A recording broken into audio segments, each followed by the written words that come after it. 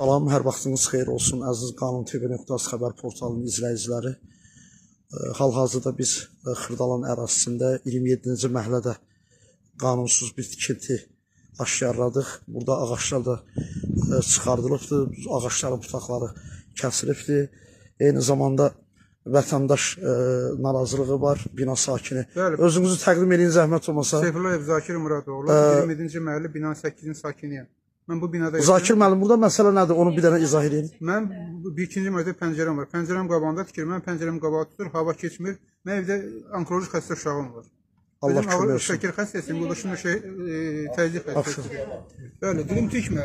Bu sizin aynanızın qabağıdır. Bəli, Hə? bu düz pəncərəm qabağıdır. Benim tikmə dili yüzdən var. Benim kimi dili yüzdən var. Kim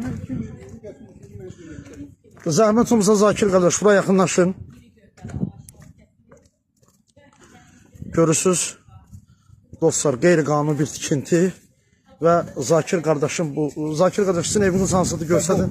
Hə, bu mənzildə yaşayır. Düz pəncərəm qabağıdır. Ki Bəli. pəncərəm qabağıdır. Bax, görürsünüz kəsilmiş ağaçları da dostlar sizə təqdim edirik.